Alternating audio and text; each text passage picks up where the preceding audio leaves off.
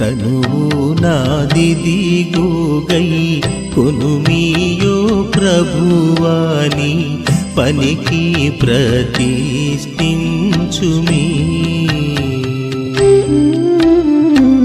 దినములు క్షణములు తీసి కొనియవి నీదు వినతిన్ ప్రవహింపజేయను శక్తి నీయుమి. తనువు నాదిదిగోగై కొనుమియో ప్రభువాని పనికి ప్రతిష్ఠించుమి.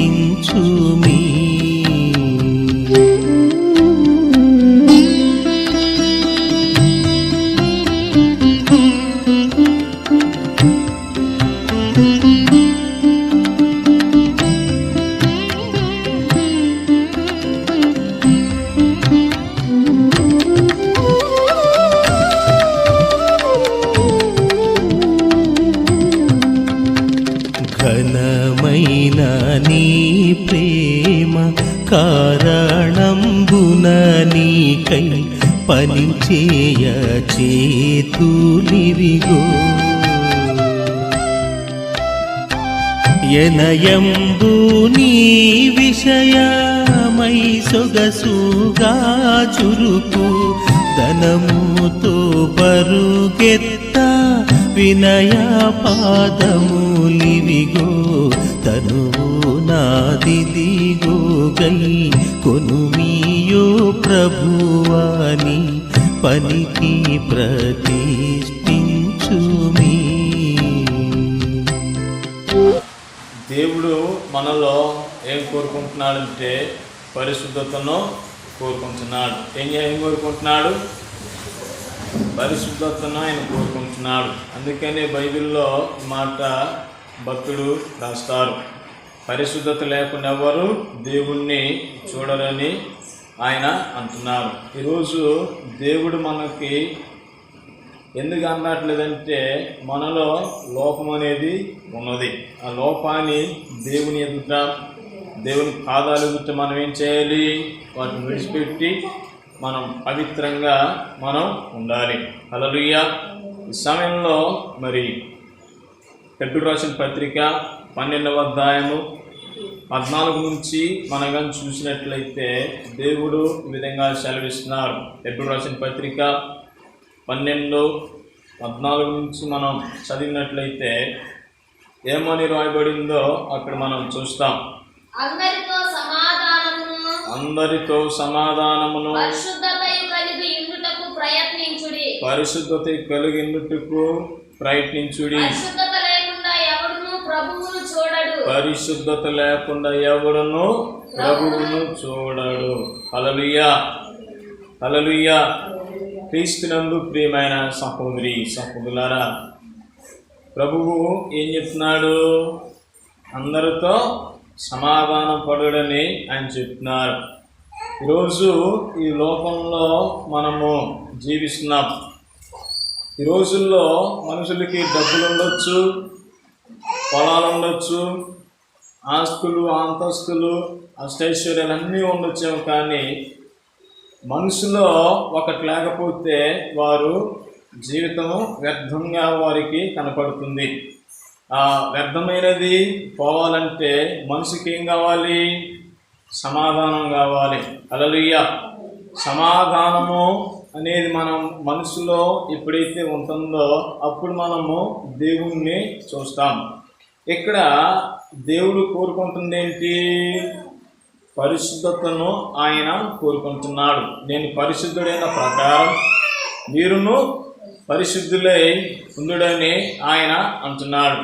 దేవుని బిడ్డలారా, ఈరోజు దేవుని ఎడల మనం పరిశుద్ధత ఎప్పుడు కొనుక్కుంటామంటే ఒకరి పట్ల ఒకరు ఏం చేయాలి? సమాధానంగా ఉండాలి. మన శత్రువులను కూడా మనం ఏం చేయాలి? ప్రేమించాలి. ఎందుకంటే ఈ అంత్య దినాలలో సాతానుడు ఎక్కువగా వాడు ప్రయత్నిస్తున్నాడు. ఆ దినాలలో వాడు ఒక కీర్తి పొంది క్రైస్తవులను సర్వనాశనం చేయటానికి వాడు క్రైస్తవుల మీదకి హింసలను తీసుకొని వచ్చాడు. ఈ హింసలలో యేసుప్రభు నమ్ముకున్న వారిని, కొరడాలతో కొట్టడం, రంపాలతో కోయటం, చరఛేదనాలంటే తలకాయలు నరికేయటం, కాలు చేతులు తీసేయటం, ఇలాంటి భయంకరమైన పనులు ఆ దినాలలో చేశారు. మరి ఈ దినాలలో సాతానుడు మరి ఏం చేస్తున్నాడంటే మనుషుల్లో దూరి వాడు ఏం చేస్తున్నాడు, ఒకరి పట్ల ఒకరిని ఏం చేస్తున్నాడు, వాడు కోపతాపాలు రేపి ద్వేషాలను రెచ్చగొట్టి ఒకరి పట్ల ఒకరు కఠినత్వాన్ని వాడు స్వార్థాన్ని నింపి ఉన్నాడు. ఈ స్వార్థము, ఈ కఠినత్వము, ఈ సమాధానానికి బదులు అసమాధానం మన మనసులో పెట్టుకుని జీవించినట్లయితే దేవుని ఆశీర్వాదాలు మన దగ్గరికి రావు. దేవుని మనం ఎప్పుడు చూడలేము. దేవుని యొద్దకు మనం ఎన్నడూ కూడా సమీపించలేము. ఎందుకంటే మరి కొద్ది నిమిషాలలో మనం బల్లాలో చేయబోతున్నాం. మనం ఏం చేయాలి, మన ఆత్మను మనం ఏం చేయాలి, పరిశీలన చేసుకోవాలి. ఎట్లా పరిశీలన చేసుకోవాలంటే ఈ వారంలో, ఈ రోజులో మనం తప్పులు చేసినప్పుడు ఎవరి ఎడల ఆ తప్పు చేశామో, ఎవరి నిమిత్తం మనం వారిని తిట్టున్నామో, మన మనసులో ఉన్న పాపాన్ని, బాధనంతా ఎవరికి చెప్పాలి, దేవునికి చెప్పాలి. హల్లెలూయా. ఎప్పుడైతే మన మనసులో ఉన్న పాపాన్ని, సమాధానాన్ని, అసమాధానాన్ని విడిచిపెడతామో అప్పుడు దేవుణ్ణి మనము చూస్తాం. హల్లెలూయా. అందుకని ఏమని ఉన్నది, సమాధానపరచువారు ధన్యులు, వారు దేవుణ్ణి చూస్తారనేసి యేసయ్య అనేసి అన్నాడు. ఇంకా మనగా చూసినట్లయితే ఇక్కడ ఏమని ఉన్నది, అందరితో సమాధానమును పరిశుద్ధత కలిగి ఉండుటకు ప్రయత్నించుడి. పరిశుద్ధత అంటే ఏంటి, మన హృదయంలోనే ఏ పాపం లేకుండా జీవించడమే పరిశుద్ధత. ప్రార్థన చేస్తాం, మనుషులు ఏముంటుంది, ఇతరుల మీద అసూయ, ద్వేషం, పైకి బాగానే ఉంటాం, లోన మాత్రం ఏముంటుంది, ఇల్లు కుతంత్రాలతో ఉంటాం. అందుకనే దేవుడు ఏం చేస్తాడంటే ఎన్ని పెట్టుకొని మనుషులు ప్రార్థన చేసినా దేవుడు ఏం చేస్తాడు, దేవుడు ఆశీర్వదించడానికి దగ్గరికి వస్తాడు, కానీ చూస్తాడు. మనుషులైతే పై రూపాన్ని చూస్తారు. ఇప్పుడు నేను తెల్లసొక్కా వేసుకున్నంత మాత్రాన నేను పరిశుద్ధిని అంటే మీరు ఒప్పుకుంటారా? మీరు రంగు గొడ్లు వేసుకుని వచ్చారు, మీ తెల్ల గొడ్లు వేసుకోలేదు, మీరు అప్పపెట్టు నేనంటే మీరు ఒప్పుకుంటారా? మనుషులనే వారు ఏం చూస్తారు, మనుషుడి పై రూపాన్ని చూస్తాడు. వాడు వేసుకునే గుడ్లు, వాళ్ళు పట్టుకునే సెల్ ఫోన్లు, వాళ్ళు వాడుకునే కార్లని, వాళ్ళు కట్టుకున్న బంగ్లాలను చూస్తారు. కానీ దేవుడైతే ఏం చూస్తాడో అంతరంగాన్ని చూస్తాడు. హృదయ పరిశీలన ఆయన చేస్తాడు. ఆయన పరిశీలన చేసినప్పుడు నీతిమంతుడుగా ఎవరు కూడా కనపడలేదు. అందుకనే ఆయన ఏం కోరుకుంటున్నాడు, మళ్ళీ పరిశుద్ధంగా మనము జీవించాలి. మన హృదయంలో పరిశుద్ధత లేకుండా మనం ప్రార్థన చేసినా కానీ ఆ ప్రార్థన దేవుని సన్నిధికి చేరదు. మీకు ఒక జరిగిన సంఘటన చెప్పేసి నేను ఇంకా ముందుకు వెళ్తాను. నాకు తెలిసిన ఒక ఉన్నది, ఆవిడది గుడివాడ. ఈ సంఘటన జరిగి చాలా సంవత్సరాలైంది. నేను విజయవాడలో చదువుకుంటున్నప్పుడు ఈ సంఘటన నేను విన్నాను. ఆవిడ నేను కలిసాను కూడా. దేని మిత్రులారా, ఆ యొక్క సాక్ష్యము ఏమిటంటే, ఆవిడ మళ్ళానే మంచి పెంతుకొస్తు సంఘానికి వచ్చి దేవుని సన్నిధిలో ఎంతగానో ఆవిడ ప్రార్థన చేస్తూ ఉండేది. ఆవిడ మోకాలిసి ప్రార్థన చేసిందంటే దేవుని ఆత్మ ప్రాంతాన్ని దిగొచ్చేది. ప్రతిరోజు దేవుడు ఆవిడతో మాట్లాడేది. ఆవిడ మాట్లాడేది ఆ జనులకి చెప్తూ ఉండేది. హల్లెలూయా. అలాంటిది ఒక్కసారి ఆవిడ వివాహానికి వెళ్ళింది. పెళ్లి కూతురు పట్టుకొచ్చి మరసింహ ఉంటుంది కదా, వెండిది. ఈ వెండి మరసింహను ఆవిడ దొంగలించింది.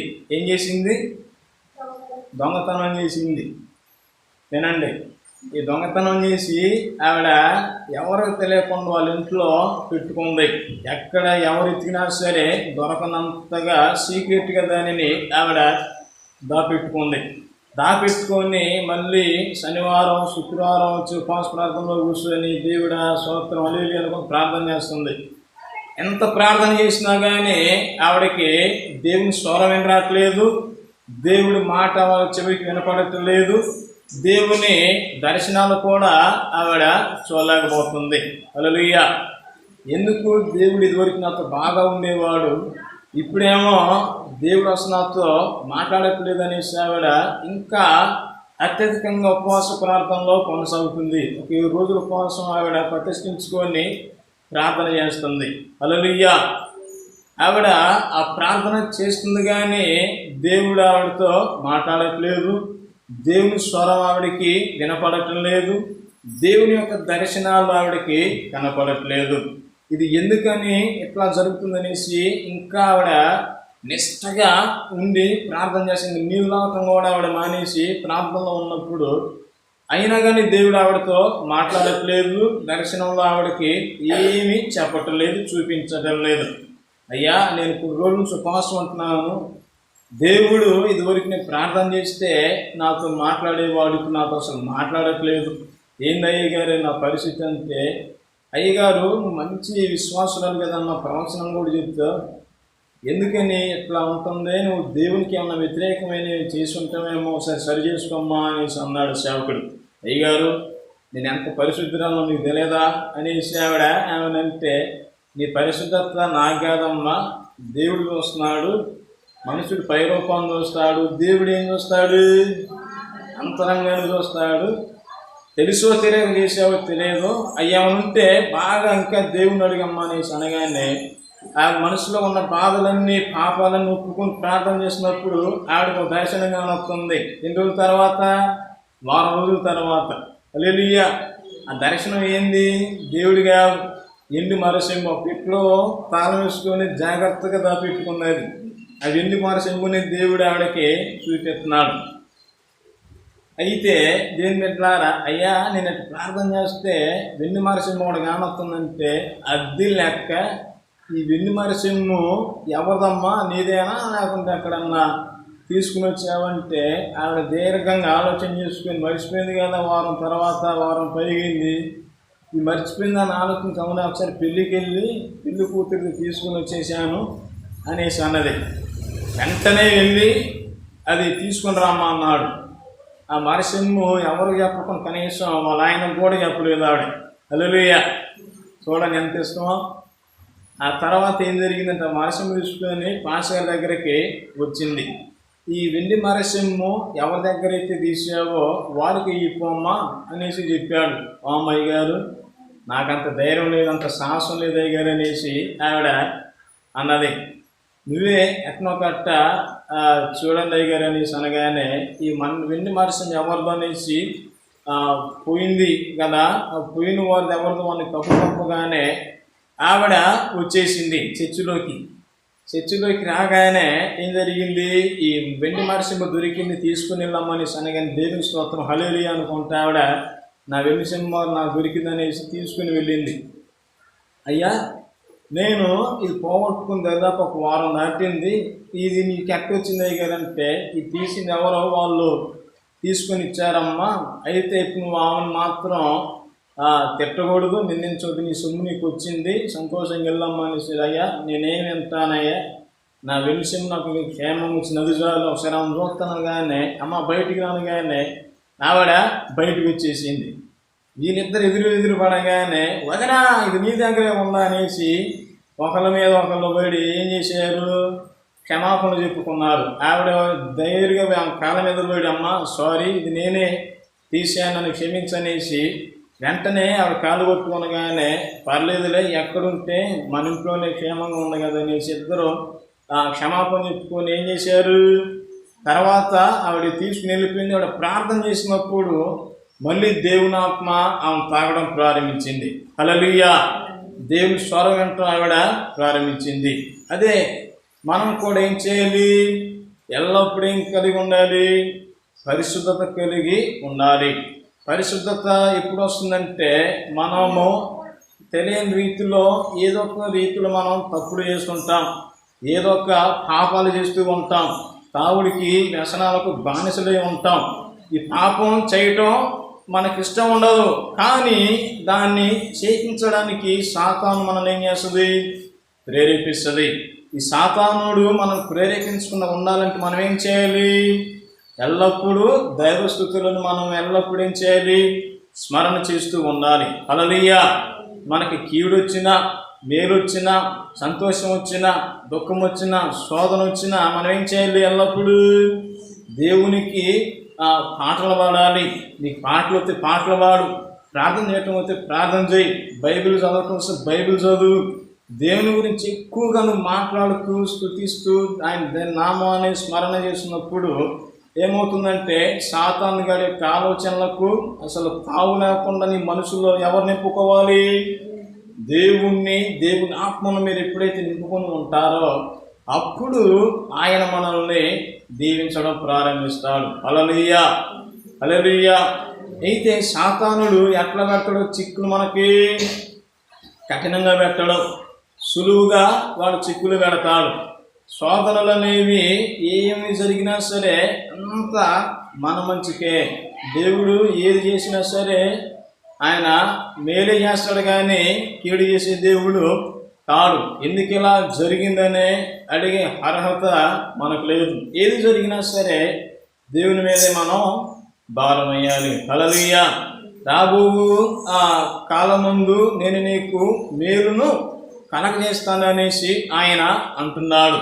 అంటే రాబో కాలం మేలు జరగటానికి ముందు ఏం జరుగుతాయి? కీడులు జరుగుతాయి, శోధనలు వస్తాయి, బాధలు వస్తాయి, కష్టాలు వస్తాయి. రాజులు ఒక రాజ్యాన్ని జయించాలంటే ఏం చేయాలి? ఫస్ట్ వాళ్ళు డైరెక్ట్గా వెళ్ళి స్వాధీనం చేసుకుంటారా, యుద్ధం చేసి ముందుకెళ్తారా? చెప్పండి. ఒక రాజ్యాన్ని జయించాలంటే డైరెక్ట్గా వెళ్ళి స్వాధీనం చేసుకుంటామా, యుద్ధం చేసి దాన్ని స్వాధీనం చేసుకుంటామా? చెప్పాలన్నారు. యుద్ధం చేసి స్వాధీనం చేసుకుంటాం, అవునా కదా? అట్టనే ఇప్పుడు మనము పరలోకంలోనికి మనం చేరాలి. ఈ పరలోకంలో చేరటానికి టికెట్ కొనుక్కున్నాం, కానీ గమ్యానికి ఇంకా మనం చేరాలంటే మన ఎదుట ఇంకా ఎన్నో పోరాటాలు, ఆటుపోటులు మనం ఏం చేయాలి? ఎదుర్కోవాలి. నేను ఎప్పుడో మాట చెప్తాను, life is nothing without temptations and problems. జీవితంలో సమస్యలు వస్తాయి, సమస్యలు లేకుండా జీవితం అనేది గడగదు. సాతానుడు ఎల్లప్పుడూ ఏం చేసేవాడు? శోధిస్తూనే ఉంటాడు. సాతానుడు ఎల్లప్పుడూ మనల్ని ఏం చేస్తాడు? కృంగదీస్తూనే ఉంటాడు. ఏ విషయంలోనైనా సరే, ఎలాంటి సమస్యలున్నా సరే దేవుడు నిన్ను దీవిస్తాడు. దేవుడు ఏం చేస్తాడంటే మనల్ని పరిశోధిస్తాడు. సాతానుడు మనల్ని ఏం చేస్తాడు? శోధిస్తూ ఉంటాడు. సాతానుడు మనల్ని ఎల్లప్పుడూ శోధిస్తూనే ఉంటాడు. ఆ శోధన ఎలా ఉంటుందంటే, నేను దేవుని నమ్ముకున్నాను, దేవుడు నాకేం చేశాడు, ఈ దేవుడు నన్ను చూడట్లేదనేసి దేవుని కూడా చీకొట్టే ప్రయత్నానికి సాతానుడు వస్తాడు. హల్లెలూయా. దేవుని బిడ్డలారా, ఈరోజు మనం ఏం చేయాలంటే ఈ యొక్క ఆత్మీయ పోరాటంలో మనకెన్నో కష్టాలు, ఎన్నో సవాళ్ళు మనకి ఎదురవుతాయి. ఈ ఎదురవుతున్నప్పుడు మనం ఏం చేయాలంటే సమాధానాన్ని మొదటిగా మనము ధరించుకోవాలి. అర్థమవుతుందా? ఈ సమాధానాన్ని మనం ఎప్పుడైతే ధరించుకుంటామో సాతాను గడేసిన ప్రతి మన ముందున్న కట్లు కూడా ఏమవుతాయంటే చిన్నగా తెగిపోతూ ఉంటాయి. మీరు ఎవరు విప్పలేని భయంకరమైన కట్లు ఉంటాయి. ఈ కట్లను కత్తులతో కోసినా కానీ తెగపోతే ఏం చేస్తారు? ఒక కొవ్వొత్తి లేదా నిప్పు పెట్టినట్టు ఆ కట్లు ఏమవుతాయి? దెబ్బకే తెగిపోతాయి. హల్లెలూయా. అట్టనే సాతాను గడేసే ప్రతి కట్లు తెగిపోవాలంటే ఎక్కువగా మనకేం కావాలి?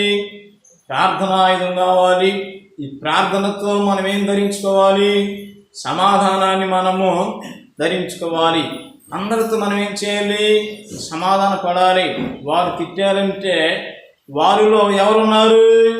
వాళ్ళు తిట్టట్లేదు, వారిలో సాతానుండి మనం తిడుతుందని సంచుకొని దేవునికి వారిని అప్పజెప్పించినట్లయితే దేవుడే వారి సంగతిని తీరుస్తాడు. హల్లెలూయా. నన్ను ఇప్పుడు ఉదాహరణ చెప్పాలంటే మనం కూడా ఎన్నో శోధనలు ఉంటాయి మన కుటుంబాలలో. అప్పుల సమస్యలు, బాధలు, కోర్టు కేసుల సమస్యలు, పోలీస్ కేసుల సమస్యలు, వివాహం మధ్యలో ఎన్నో సమస్యలు, డబ్బు లేని సమస్యలు ఎన్నో ఉంటాయి.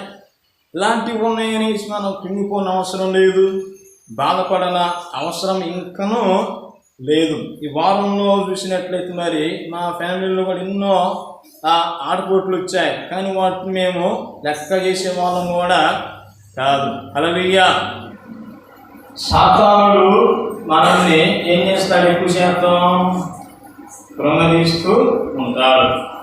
ఈ యొక్క పరిస్థితుల్లో నుంచి మనం ఏం చేయాలి? దేవుడు నన్ను కృంగదీస్తున్నాడు అనేసి అనుకోకూడదు. ప్రతిదీ దేనికంటే మన మంచికే మనకి అనారోగ్యాలు వస్తాయి, కష్టాలు వస్తాయి, బాధలు వస్తాయి. ఈ బాధలు పెట్టేది ఎవరు? అపవాది అయిన సాతాను. ఈ సాతాను గుచ్చులో నుంచి, వీడి యొక్క కుయుత్తు నుంచి మనం బయటపడాలంటే మనకేం కలిగి ఉండాలి? పరిశుద్ధతను కలిగి ఉండాలి. పరిశుద్ధత లేకుండా దేవుణ్ణి ఎవ్వరూ చూడలేరు. పాపం అనేది ఎలా ఉంటుందంటే మనకి ఇష్టంగానే అది ఉంటుంది. దానికి ఏదైతే ఇష్టమో అది దాని పని అది చేపిస్తుంది. ఆ పాపం చేసిన తర్వాత దాని ఎందుకు మనకేం కలుగుతుంది? అసహ్యత పుడుతుంది. పాపం వల్ల వచ్చే జీతం ఏమిటి? మరణం. ఆదాము ఏం చేశాడు? ఆజ్ఞను అతిక్రమించాడు. ఆదాము ఈ ఫలం తినదినమున నీవు నిత్యముగా చస్తావు అనేసి నిత్యముగా దేవుడు ఆజ్ఞాపిస్తాడు. కానీ సాతాను దేవుని మాట లోబడ్డా? అవమాట విని లోబడి పాపం చేశాడు, మరణాన్ని తెచ్చుకున్నాడు. పాపం అనేది మొదటిగా ఏం చేస్తుంది? మన కోరికను తీరుస్తుంది. ఆ తర్వాత మనల్ని అది చంపుతుంది. మనం కానీ చూసినట్లయితే బైబిల్లో నుంచి మీకు ఒక ఉదాహరణను మీకు చూపిస్తాను. రెఫరెన్స్ చెప్పడానికి కూడా సమయము చాలండి. బైబిల్లో ఆమోను, తామారు అనబడిన వారు ఉన్నారు. ఈ ఆమోను అనబడిన వాడు ఎవరి కుమారుడు? దావీదు కుమారుడు. ఈ దావీదుకి కొంతమంది భార్యలు. ఈ భార్యలలో దావీదు కూతురు కూడా ఉన్నది. ఆ పేరేంటి? తామారు. ఈ తామారు ఆమోనికి ఏమవుతుంది? వరుసకు చెల్లెలవుతుంది. అయితే వీడు ఆవిడ మీద ఏం చేశాడు? కన్నేశాడు. అయితే దేవుడి ద్వారా గమనించండి, పాపం అనేది ఎంత భయంకరంగా ఉంటుందో సాతాను కుయుక్తులు అట్లా ఉంటాయి. అయితే వీడు ఏం చేస్తాడంటే ఒకసారి ఒక నటన చేస్తాడు. నాకు జ్వరం వచ్చింది, ఆ అమ్మాయి వచ్చి నాకు రొట్టెలు తీసుకొని రామనేసి వాడు ఆజ్ఞాపిస్తాడు. అయితే దేవుని ద్వారా పాపము ఆ పశుకోమకి తెలుసో తెలియక వచ్చేసింది అన్నాను ప్రేమతో. ఆవిడని ఏం చేసేవాడు? బలవంతం చేసి, మానభంగం చేసి ఆవిడ మీదనే నెపాలు మోపి బట్టలు దించేసేవాడు, బయటికి పంపిస్తాడు.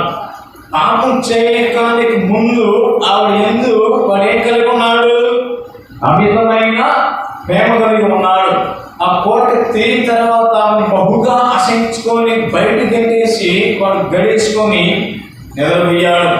దేవుని బిడ్డలారా చూడండి, వాడు పాపం చేసి కోరిక తీర్చుకున్నంత మాత్రాన వాడు ప్రశాంతంగా ఉన్నాడు అనుకుంటున్నారా? 2 సంవత్సరాల తర్వాత అబ్షాలోముకి ఈ తామారు చెల్లెలు, అంటే దావీదుకి ఇంకో భార్య ఉన్నది. ఆ భార్య కుమారుడి పేరు ఏంటి? అబ్షాలోము. ఏం పేరు? అబ్షాలోము. అతను కూడా చాలా అందగాడు. ఈ అందగాడు ఒకసారి ఏం చేశాడంటే దేవుని బిడ్డలారా, అతడు ఒక పండుగను చేస్తాడు. గొర్రెల బొచ్చు కత్తిరిస్తారు కదా, మనకి ఏం చేస్తాం? కటింగ్ జరిగితే ఇలా తెప్పించుకుంటాం. వాళ్ళు ఆ దినాలలో గొర్రెలు కూడా బొచ్చును కత్తిరించే పండుగ. ఆ బొచ్చును అమ్ముకుంటే కోట్లు లక్షల డబ్బులు ఇప్పుడు కూడా వస్తాయి. అయితే ఆ విందుకు దావీదును పిలుస్తాడు. దావీదుకేమో ఫుల్గా బిజీగా ఉంటాడు. అయితే నేనైతే రాను, కానీ ఇంకెవరు వస్తే పంపిస్తానన్నప్పుడు ఎందుకు? ఆమోను ఉన్నాడు కదా, మన్నయ్యని పంపు డాడీ అనేసి మొత్తం పంపగానే ఆమోనుని కుయుక్తితో రప్పించుకుంటాడు గృహానికి. హల్లెలూయా. మనోడికి ఫుల్గా మందు దాపిచ్చి మానక మధ్యలో ఏం చేస్తాడు? కుడిపిచ్చి చంపేస్తాడు. ఎందుకని చంపాడంటే తన తల్లిని, తన చెల్లిని ఏం చేశాడు? పాపం చేసి అత్యాచారం చేశాడు. అట్టాని ఇక్కడ చంపిన వాడు క్షేమంగా ఉన్నాడు అనుకున్నాడా? వీడికి ఒక ఆలోచన వచ్చింది. ఏంటి ఆలోచన? రాజు తర్వాత రాజు ఎవరు? ఆమెలోనే రాజు అవుతాడు. ఇప్పుడు ఈ దావీదుని కూడా నేను చంపేసి తన అన్నను కూడా అడ్డుదొప్పించుకున్నాడు. హల్లెలూయా. ఇప్పుడు ఈ రాజ్యం కావాలంటే మా తండ్రి అనేవాడు బ్రతకూడదు అనేసి వాడు ఏం చేశాడు? ఈ దావీదుకున్న భార్యలు ఉంటారు కదా, అంటే ఈ యొక్క అబ్షాలోముకి చిన్నమ్మలో, ఈ చిన్నమ్మతో వాడు ఏం చేస్తున్నాడు? పాపం చేయడం ప్రారంభించాడు. దేవుని బిడ్డ ఒకసారి యుద్ధాన్ని ప్రకటించినప్పుడు దావీదు మీదకి యుద్ధానికి వచ్చినప్పుడు దావీదు ఏం చేశాడు? పారిపోవడం ప్రారంభించాడు. తన రాజు పారిపోవడం ఇష్టపడక దావీదు యొక్క అనుచరుడు ఏం చేశాడు? ఆ కుమారుణ్ణి వాడు ఏమి దేని మీద వచ్చాడు యుద్ధం చేయడానికి? గొర్రెమా గాడిద? చెప్పండి. గాడిద మీదకి వచ్చినప్పుడు అతని జుట్టు ఆ యొక్క అడవిలోనికి కదులుకు నేరాలు పడుతూ ఉంటాయి. గాడిద వెళ్ళిపోతూ ఉంటుంది. గుండెసి గుండెలో కొట్టగానే అతడు చనిపోతాడు. దేని బిడ్డ చూడండి, ఆమెను పాపం చేసినంత మాత్రం బ్రతికాడా? చచ్చాడు. అన్నం చంపినంత మాత్రాన ఈ అక్షరమైన బ్రతికాడా? చచ్చాడు. దీని అంతర్కారకుడు ఎవరు? దావీదే. దావీదు చేసిన పాపం ఏంటి? యుద్ధ సమయం ముందు ఆయన ఇంటి మీద తిరుగుతున్నప్పుడు ఒక ఆమెని స్నానం చేస్తుంటే చూశాడు. ఆమెను మోగించి ఆవిడతో పాపం చేసినప్పుడు ఆవిడ గర్భవతి. ఈ పాపానికి నాకు సంబంధం లేదనేసి తన భర్త దగ్గర పంపిస్తే అతడు నేను పోను, అతడు నాకు దేవుని సేవ గొప్పదనేసి ఆ యుద్ధంలో నిలిచినప్పుడు వీడు నాకు అడ్డుగా ఉన్నాడనేసి ఆ భర్తను కూడా చంపించేసి ఇలాంటి ఘోరమైన పాపానికి ఒడిగడతాడు దావీదు. దేనికంటే చూడండి, దీని అంతర్కారణం ఏంటి? పాపం. దేనికి? పాపం. పాపం అనేది ఫస్ట్ మా కోరికను తీరుస్తుంది.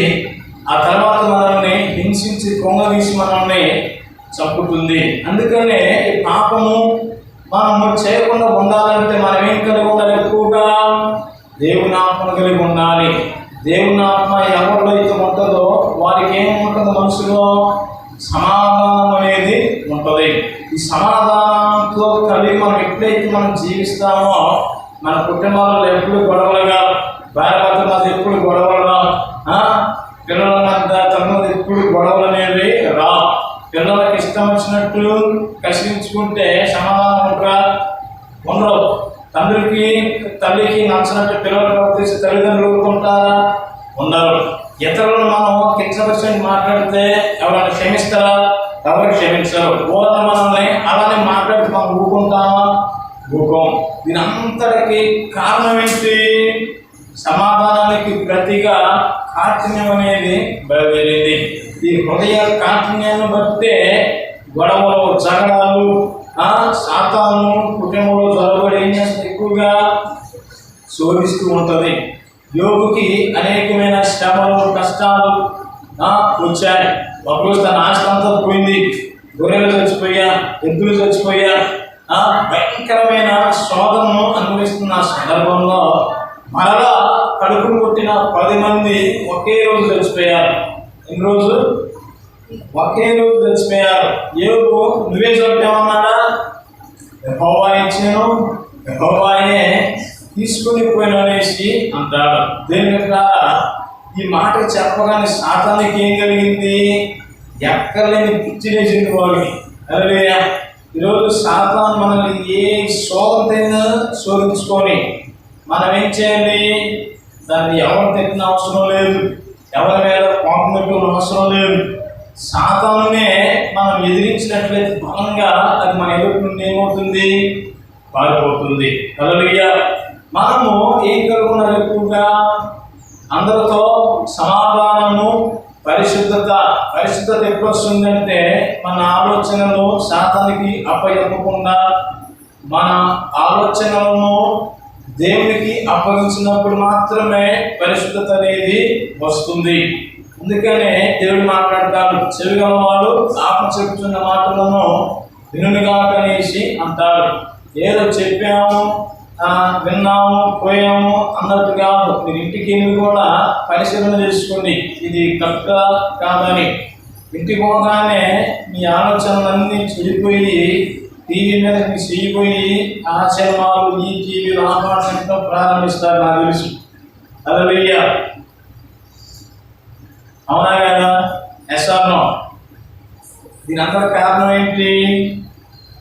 అపవాదైన శాతాలు. ఎందుకంటే లోకం అంతా ఎవరిది? అపవాదిది. ఈ అపవాదైన శాతాను లోకంలో మనం ఉన్నాం. మనల్ని బట్టి ఇతరులు ఏం కావాలి? మారాలి. వారు మారి మనల్ని బట్టి చర్చికి రావాలి, మన సంఘాలకు రావాలి, దేవుని యొక్కకు రావాలి. నిన్ను బట్టి నా వృత్తిని చర్చికి అనేసి అంటున్నారా? నిన్ను బట్టి ఆడవాళ్ళతో నేను కూడా వస్తున్నాననేసి అంటున్నారా? చెప్పండి. దేవుని బిడ్డలారా, మన హృదయ పరిశీలన మనము చేసుకున్నప్పుడు మనం దీవించబడతాం. మనకు మనమే ఏం చేస్తాము? సరి చేసుకున్నప్పుడు పరిశుద్ధత అనేది మనలోనికి వచ్చి మనల్ని ఎల్లప్పుడూ మనం పవిత్రులుగా చేస్తుంది. అందుకనే పరిశుద్ధత లేకుండా ఎవరును ప్రభువును చూడలేదు. ఇంకా మనం కింద నుంచి మనం చూసినట్టు మీరు ఎవరైనా దేవుని కృపను పొందకుండా తప్పుకోలేమో అనియు ఏదైనా మొలిచి కలవరపరచుట వలన అనేకులు అపవిత్రులై పోవులేమో అని అంటే చేదు అంటే ఏంది? పాపం. చెప్పండి. చేదైన పేరు మనలోనికి వచ్చినప్పుడు మన హృదయంలో ఏమొస్తాయి? ఫస్ట్ భయం వస్తుంది. అమ్మో మీరు మంచోళ్ళ చెడ్డోళ్ళ, బాంబు ఎప్పుడు చేస్తే భూమి మీద వచ్చింది అంటారు, బాంబు అనారోగ్యం వచ్చింది, నేను బతకనేమో, ఎలాంటి భయంకరమైన ఆలోచన వచ్చి ఏం చేస్తే మన హృదయాలను కలవరపరుస్తాయి. సాతానుడు ఎప్పుడు ఏం చేస్తాడు? భయపెడతానికి కూడా చూస్తాడు.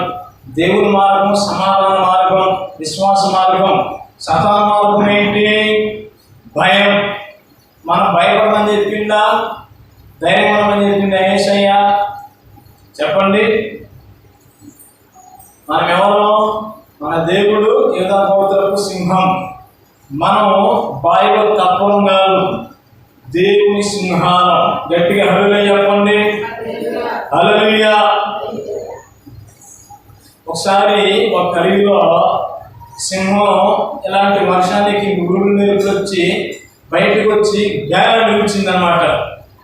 ఈ సింహం పిల్ల కూడా ఏం చేసిందంటే, చిన్నపిల్ల కదా పాపం, ఈ కుందేలు తుప్పులు గాయలు ఈ అడవిలో గల కుమ్మడి దగ్గర చదువు కూడా పారిపోవడం ప్రారంభించినప్పుడు జరిగింది సంగతి ఏంటంటే, ఈ యొక్క సింహం ఏం చేసిందంటే పారిపోతున్న పిల్లలను పట్టుకొని ఎక్కడికి వెళ్తున్నట్టు, వామ్మను నా చంపేసి నన్ను వదులు, నమ్మకలిపోతాను కాదు, నేను ఎందుకు చంపుతాను, నా పిల్లవి అనేసి అన్నప్పుడు, లేదు సింహానివి, అడవికి రాసివి, నీ దెబ్బ అందరూ పారిపోతున్నట్టు లేదమ్మా, నువ్వు నా బిడ్డని నేనేం చెయ్యను రామ్మా అంటే, నేను నీ బిడ్డ ప్రూఫ్ ఏంటన్నప్పుడు ఏం చేసిందంటే, అక్కడ ఒక నీటి బావిలాంటి ఒక మడుగు ఉన్నది, గుంతలో నీళ్ళు కానొస్తున్నాయి.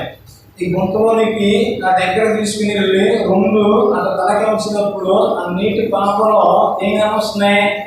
దీని మొహం దాని మొహం కానొస్తుంది. చూడు, నేను సింహాన్ని, నువ్వు సింహానివే, కావున నేను తోడు ఉన్నంత వరకు భయపడని అవసరమే లేదు. హల్లెలూయా, హల్లెలూయా. మనము దేవుని బిడ్డలం, దేవుని యొక్క రాజకుమారులు, రాజకుమార్తెలు. ఎన్ని శోధనలు వచ్చినా, ఎన్ని సమస్యలు వచ్చినా దేనికి భయపడిన అవసరమే లేదు.